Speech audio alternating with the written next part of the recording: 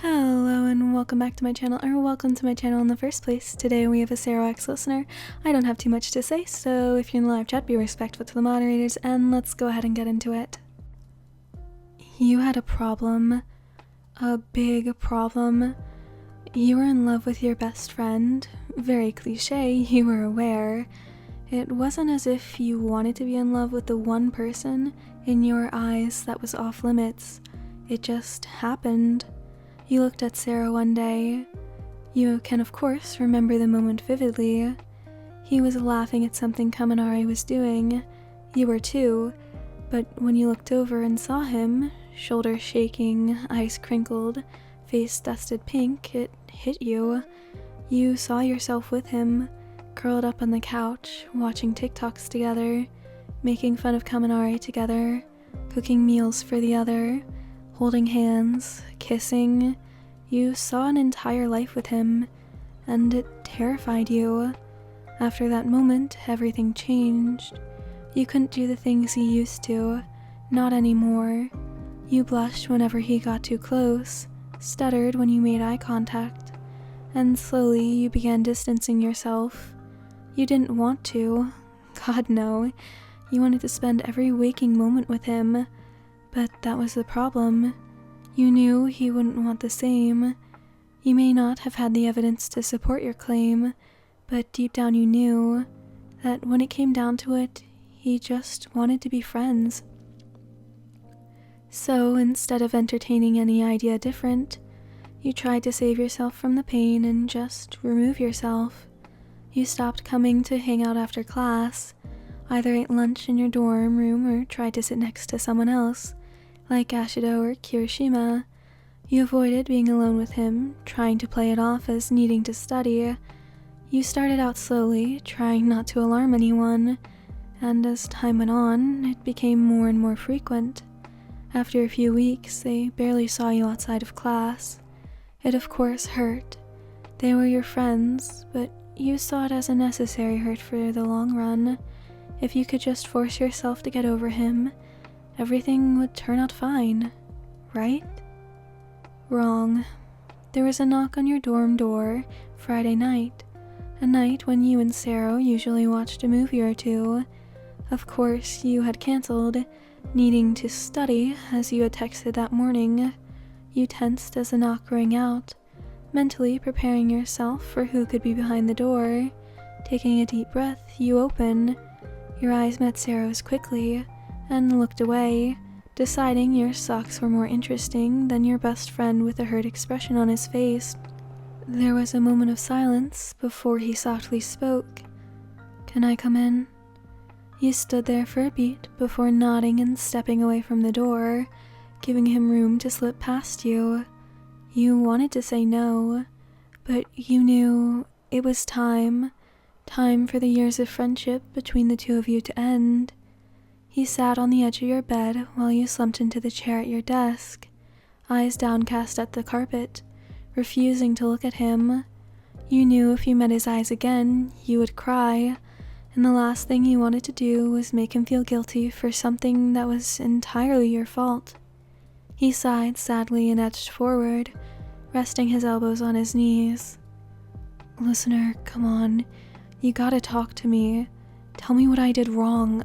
I can't handle not having you around anymore." His hand twitched. You knew he was itching to touch you, to comfort you. You sniffled, not quite expecting the waterworks to come so quickly. You spoke softly, knowing he couldn't hear you. You just needed to say it for yourself first. "Love, you're gonna have to speak up." You sighed, wiping your eyes with your sleeve, mustering what courage you had left to look him in the eyes. Big mistake. You could see the hurt in his features, brows furrowed, lips drawn tight. You felt another wave of inexplicable self-loathing wash over you. You did this to him.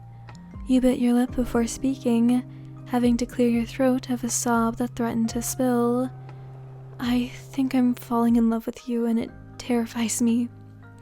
You knew he was taken aback by your statement, by the breath he sucks in, and instead of letting him respond, you continue. That's why I haven't been around. I didn't mean to hurt you guys. I couldn't do it. I couldn't be your best friend anymore. I can't. It hurts too much. I know you don't feel the same way, and I know you deserve someone so much better than me, so I figured I'd make it easy for you. You said you were crying by the end. You were glaring blurrily at your hands in your lap, so angry at yourself for breaking down that you didn't notice Sero crouching in front of you. That was until his hands enveloped your own. You flinch at the contact before looking at him. Oh, listener, another sob burst past your lips at the sadness dripping from his words. You knew what was coming, and even though you spent this time distancing yourself, it still hurt as though you never stopped. Love, you're enough. You're enough, and I love you. He squeezes your hands at the last 3 words, and your breath hitches as they seep in. Much like you earlier, he continues without allowing you to reply, not that you could have anyways. I've always been in love with you, since the beginning, ever since you asked me to make you a tape swing on the playground, going on and on about how cool my quirk was, even if I had to wear ugly, oversized shirts because of it. You snorted at the memory, still trying to put your thought into words. You interlaced your hands with his, and he took that as a cue to continue, which you wouldn't refuse. You have no idea how much you mean to me. You make me really, really happy. That's why I was so hurt when you stopped coming around me.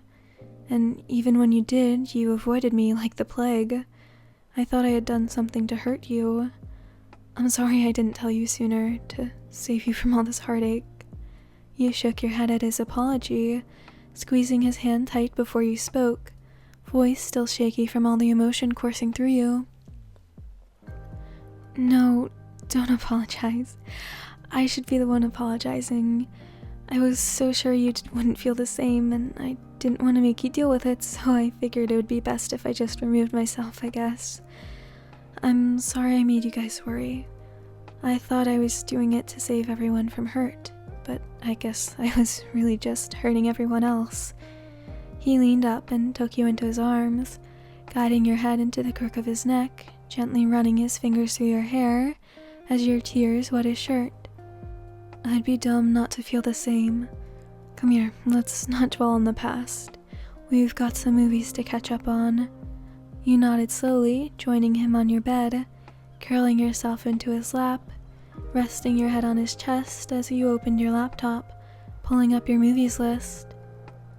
Can we watch Howl's Moving Castle? He chuckled and tightened his hold on you. Anything for you. Alright, so that's the end of this one. I hope you enjoyed. Howl's Moving Castle is very good. If you're in the live chat, thank the moderators. Alright, so music link, fanfic link, Discord link, and thumbnail art link are all in the description. Go check those out. I hope you have a great rest of your day, night, whatever, and I hope to see you in the next one. Goodbye!